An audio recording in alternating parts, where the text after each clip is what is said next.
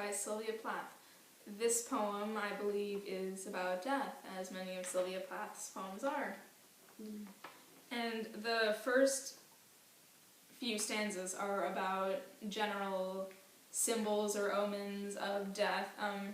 Even in the second stanza it says blackbirds of omen, which those probably are crows, as crows are an omen in many cultures of death, as they're scavengers and they're seen around death and dead things.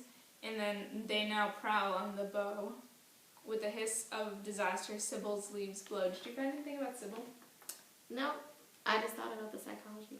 That's not it. Yeah, and in the first stanza it was saying, well, evil stars were. It could be talking maybe about stars. People used to think of them as gods, so maybe they were talking about gods of death. Oh, that makes sense. And gold apples, I thought that was a reference to Eros, I believe it is. She's a figure in Greek mythology. She had a golden apple that caused chaos. She was a goddess of chaos, I believe. And is that the one that tossed the apple into the party or something like that? I think so. Oh, okay. Yeah. So they go bad to the core, and you would think, how does gold go bad? Maybe it's talking about the chaos going bad and destroying and killing things.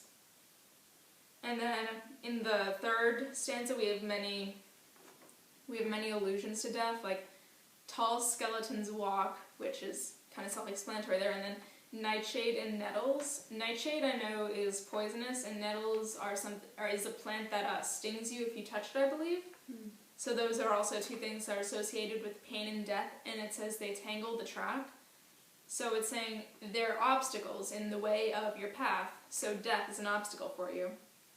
And then in the fourth stanza we have a lot of allusions to more current events, like in the ramshackle meadow where Kilroy would pass, and Kilroy, that's the figure in World War II, the little graffiti, Kilroy was here.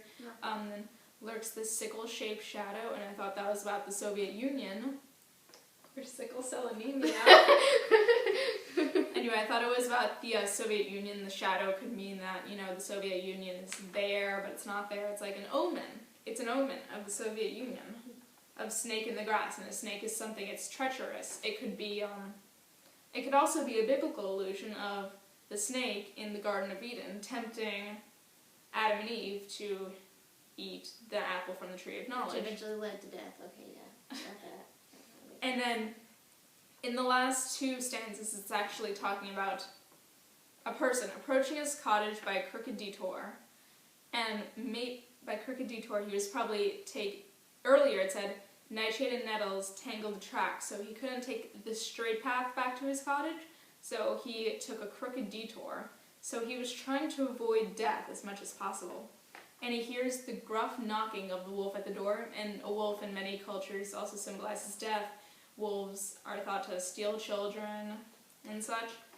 And then his wife and his children hang riddled with shot, and I wasn't sure about this part, but I thought shot was like kind of an older term used for like bullets or something from a gun, so they hang riddled with shot. So they're hanging, which one would think that they're dead on a noose, hanging, riddled with shot, so they were hung and shot.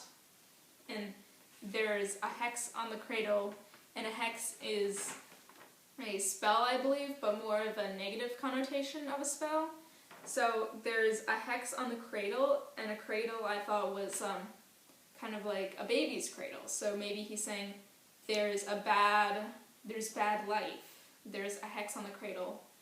There's a bad spell on the new life that would come about if not the wife and children were hanging riddled with shot.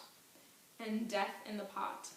And I thought the pot was maybe like a cooking pot, so maybe in death in the pot. So death is cooking up in his household. It looks like he's the only one left alive. So he would be coming home maybe after a long day to get dinner from his wife or something. Maybe he was doing his job, and they came home, everyone's dead, in death in the pot. So it's saying that his dinner, which he would be coming home to, also gives him death.